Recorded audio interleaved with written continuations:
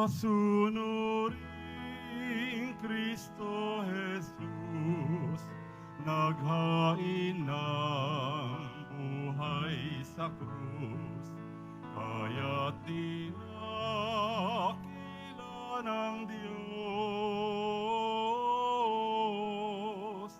binigyan ng alang tampok sa langit at sansinuko.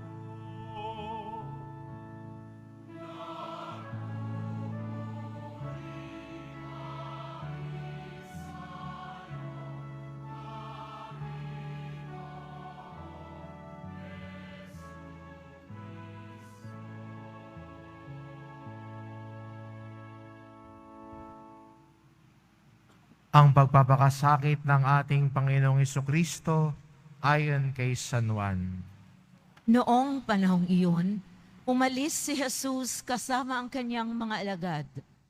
Pumunta sila sa ibayo ng Batis Cedron at pumasok sa isang halamanan doon. Ang lugar na ito ay alam ni Judas na nagkanulos sa kanya sapagkat madalas magpunta roon si Jesus at ang kanyang mga alagad. Pumaroon si Judas, kasama ang ilang bantay sa templo at isang pangkat na mga kawal na padala ng mga punong saserdote at mga pariseo. May dala silang mga parol, sulo at sandata. Alam ni Jesus ang lahat ng mangyayari sa kanya, kaya sila'y sinalubong niya at tinanong, Sino ang hinahanap ninyo?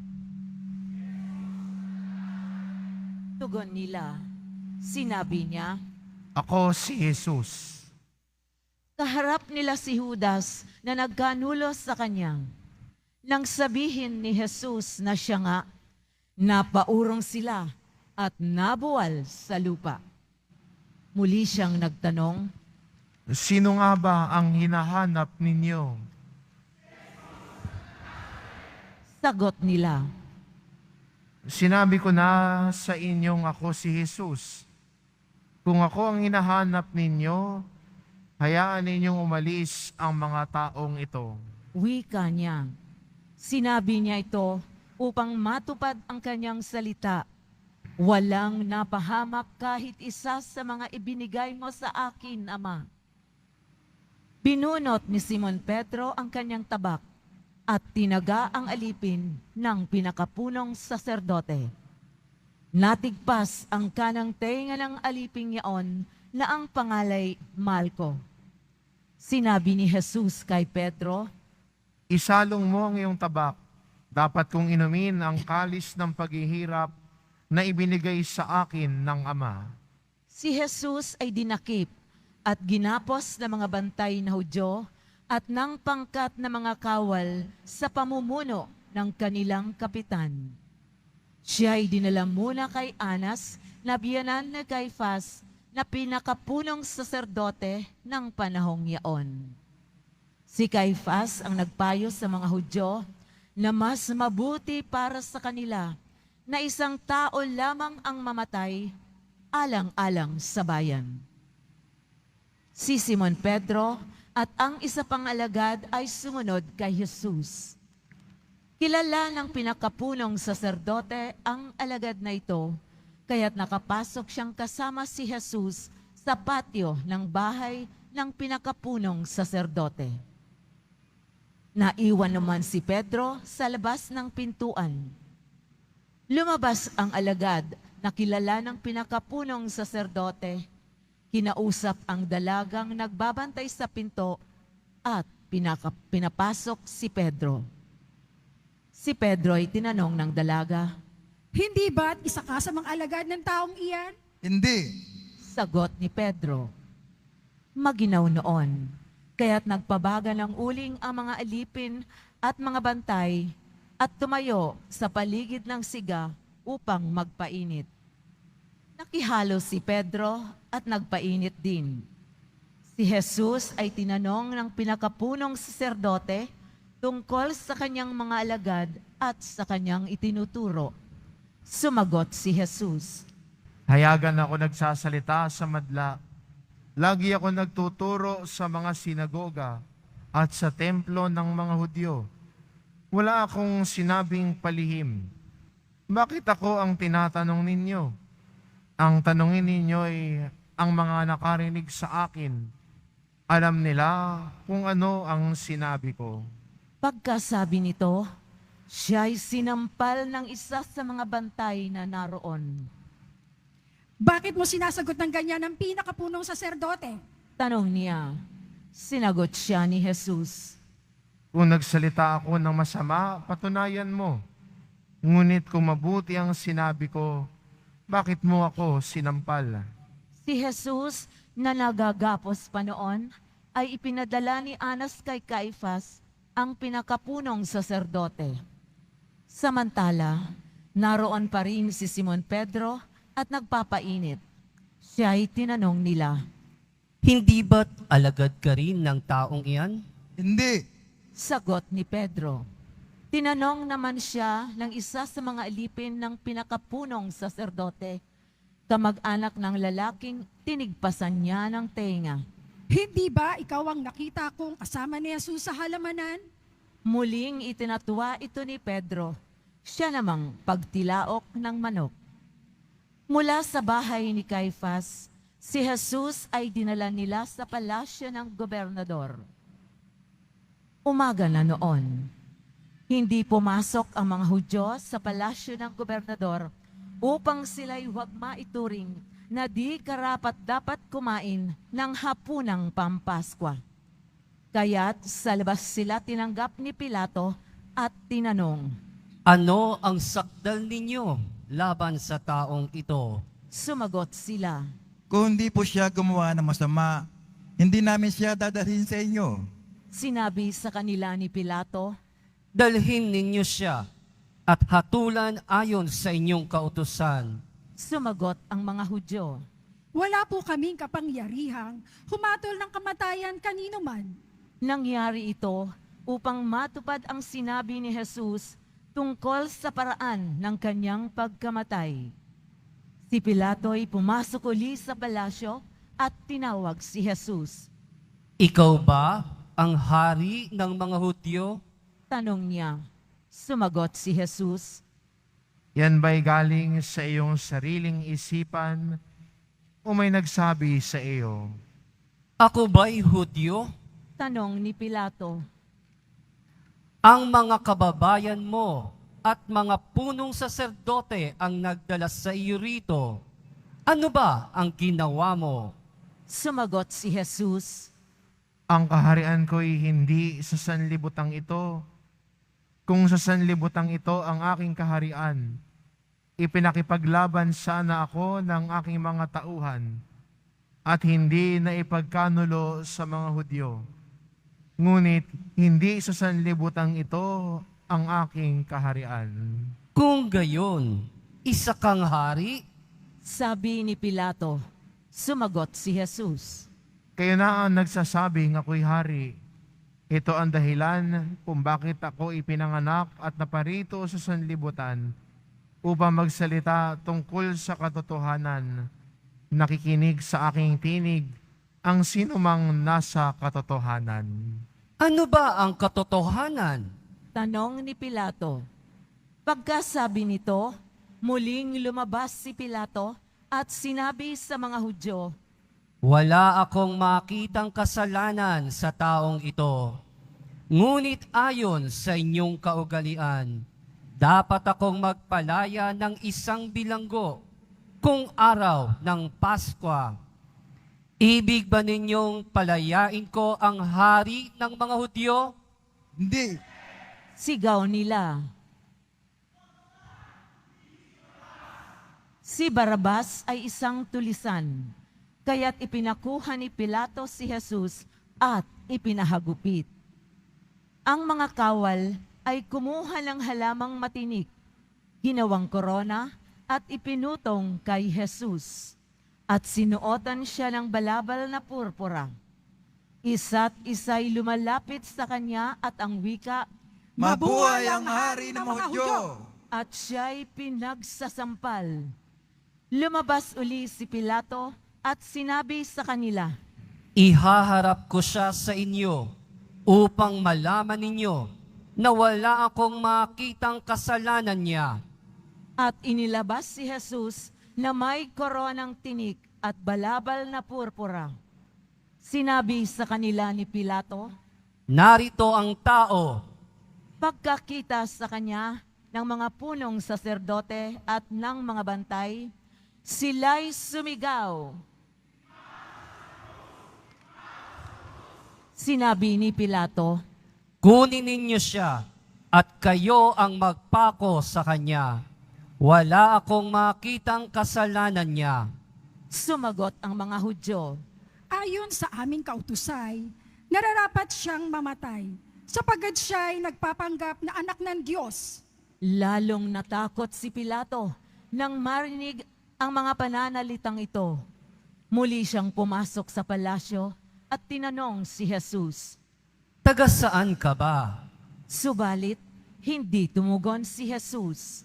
Ayaw mo bang makipag-usap sa akin? Ani Pilato, Hindi mo ba alam na maaari kitang palayain o ipapako sa krus? at sumagot si Jesus.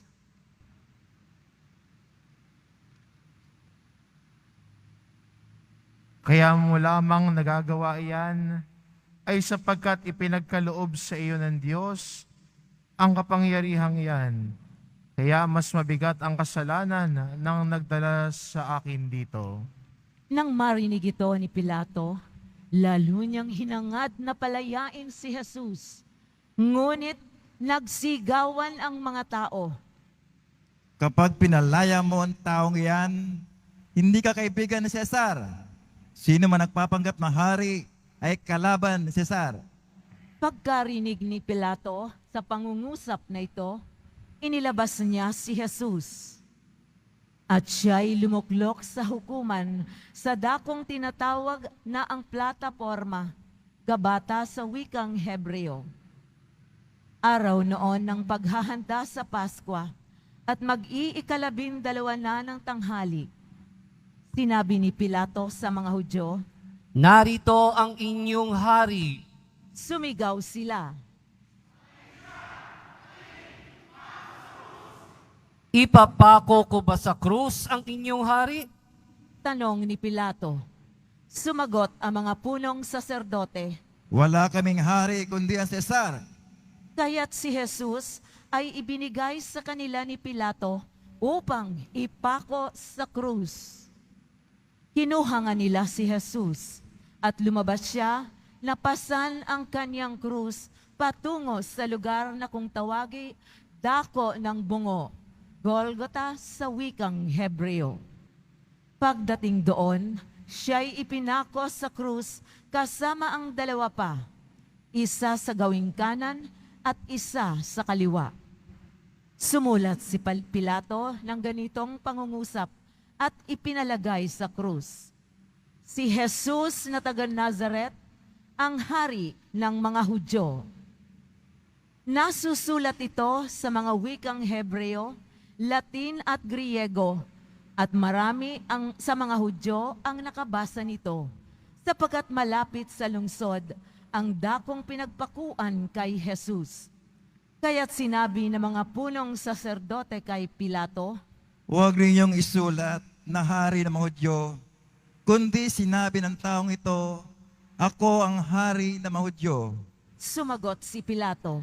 Ang nasulat ko'y naisulat ko na.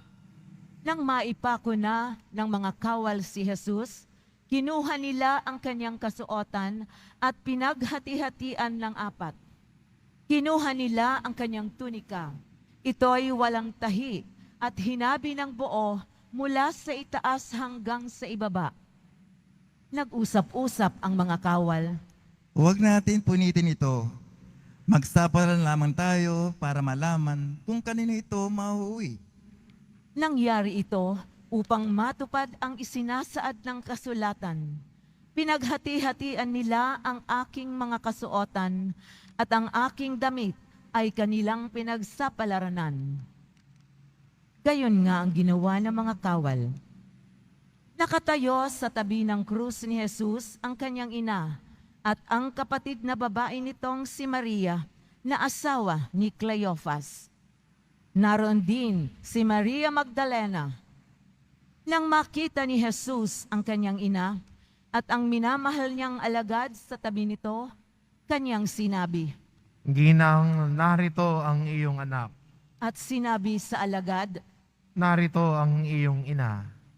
mula noon, siya'y pinatira ng alagad na ito sa kanyang bahay. Pagkatapos nito, alam ni Jesus na naganap na ang lahat ng bagay. At bilang katuparan sa kasulatan ay sinabi niya, Nauuhaw ako. may isang mangkok doon na puno ng maasim na alak. Itinubog nila ito, rito ang isang espongha, ikinabit sa sanga ng isopo at idiniit sa kanyang bibig. Nang masipsip ni Jesus ang alak, ay kanyang sinabi, Naganap na. iniyukayok niya ang kanyang ulo at nalagot ang kanyang hininga. Magsilod po ang lahat at manahimik sandali.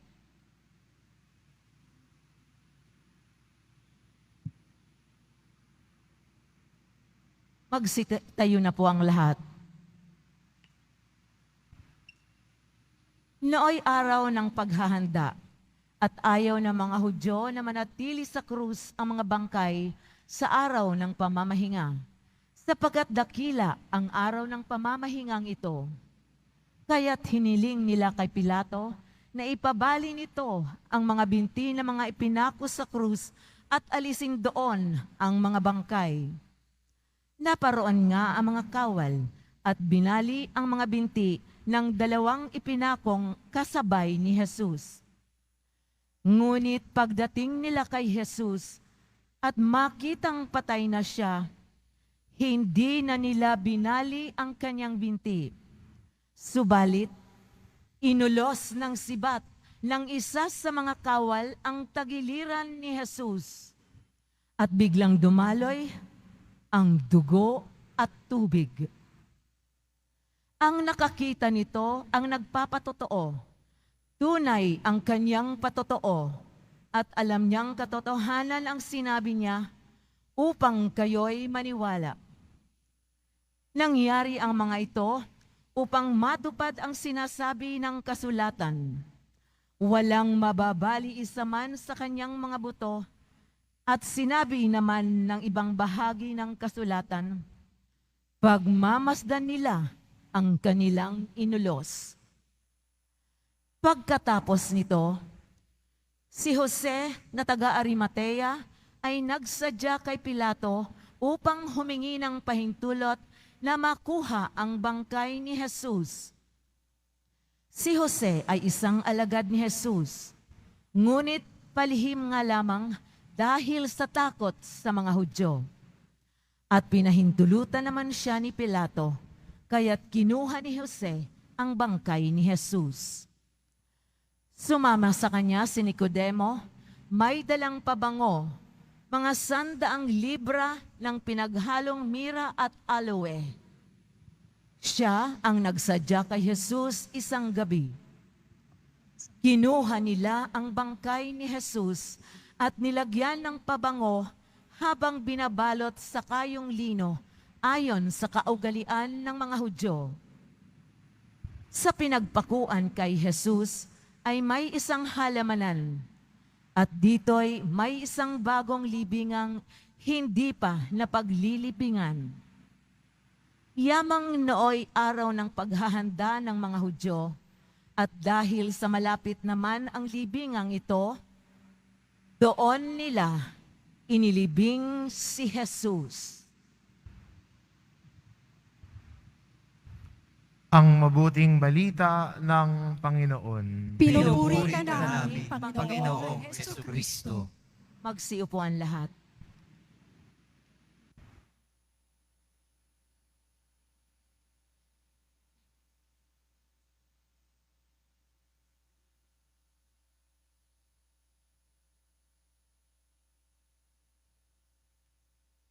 masdan ng tao. Ito ang sinabi ni Pilato sa harap ng mga Hudyo pagkatapos niyang paghagupitin si Jesus at putungan ng koronang tinik. Masdan ng tao. Hindi niya sinabing masdan si Jesus. Ang sinabi niya, masdan ang tao. Ang tao na puno ng sugat, bugbog, hindi na makilala. Maganda rin sa buhay natin, may kanya-kanya tayong mga sugat. Ang pagiging tao natin ay minsan ay may mga galos, may sugat. Pero sa kabila ng mga sugat na ito, lumalapit tayo sa Panginoon para hilumin niya ang mga sugat natin. Naiintindihan ng Diyos at kalakbay natin ng Diyos sa ating mga pagpapakasakit at pagpihirap sa buhay. Sa kabila ng ating mga sugat, kasama rin natin ang sugatang si Jesus. Kung titignan ho ng maigi ang larawan ni Jesus, siya'y sugatan. Hindi perpekto ang itsura. Maraming galos. Yung iba sa atin dito, ang tingin niya, hindi na siya tao. Kapag hindi perfect ang itsura. May kilala ho ako, ayaw na hong lumabas pag may pimple. Ang tingin niya, hindi na siya tao. Wala na siyang maipapakitang mukha. Kasi meron na siyang malaking pimple sa gitna ng kanyang ilong. Na kahit March pa lang, kala mo'y Pasko na. Kasi kamukha na niya si Rudolph, the red-nosed reindeer. Ang tingin na niya, naku, hindi na ako tao, may pimple ako. Buti na lang yung iba nagmamask, para hindi kita yung pimple. Ang tingin natin kapag yung dating kakisigan ay medyo nangihina na, ang pakiramdam na, hindi na yata ako tao, hindi na ako ganong kalakas. Yung dating mabilis, ngayon medyo dahan-dahan na kumilos. Yung dating matipuno, medyo kulubot na ang mukha. Kaya siguro sa mga nagkakaedad na, panay ang tingin sa salamin at sasabihin, nako, tao pa ba ako? Kulubot na ang mukha ko. Kaya pag may nakitang commercial na pag binili mo yung produkto nila, magmumukha kang bata. Magmumukha kang parang 18 years old.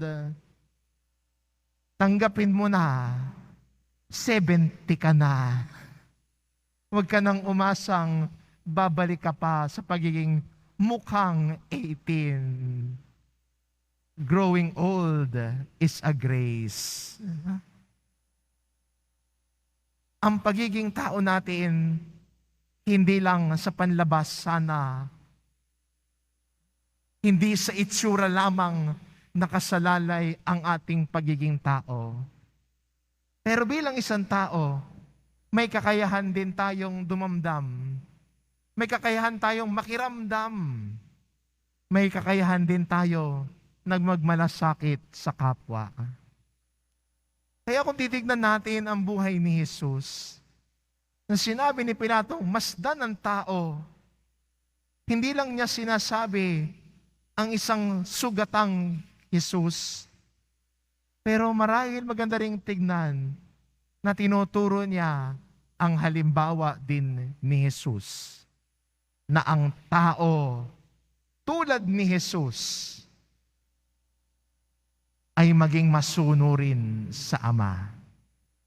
Kaya nga sa yugto sa Ebanghelyo, Nung sinita ni Jesus si Pedro, ang sabi niya, ang paghihirap na ito ay kailangan kong gawin.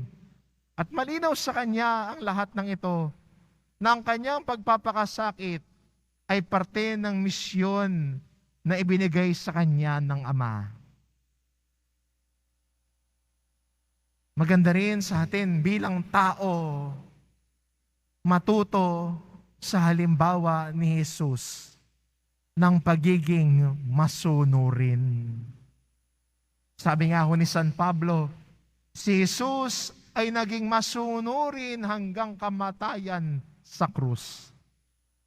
Kaya maganda rin ho, sa atin po bilang Kristiyano, tularan ng halimbawa ni Jesus. Tularan ang halimbawa ni Jesus na pinapakita niya sa atin na dito tayo maliligtas. Dito tayo makakalapit sa Ama kung tutularan natin ang pagiging masunurin ni Jesus. Kaya 'di ba, pag may isang tao na matigas ang ulo, ayaw makinig, pasaway, ang sinasabi natin dun sa taong yon ay ano? Hayop ka. Diba? Hindi na tao ang tingin kasi hindi na nakikinig. Hindi na tao ang tingin sa kapwa niya kasi karamutan na ang pinaiiral. Magandang paalala sa atin ng pagdiriwang natin. Si Jesus, tinuturuan tayo na maging tao. Taong totoo. Hindi ho plastic. Taong totoo na marunong sumunod. Marunong sumunod sa utos ng Diyos. Marunong maging tapat sa utos ng Diyos. Taong totoo. Kaya maganda rin na imbitasyon sa atin na matularan natin ang halimbawa ni Jesus.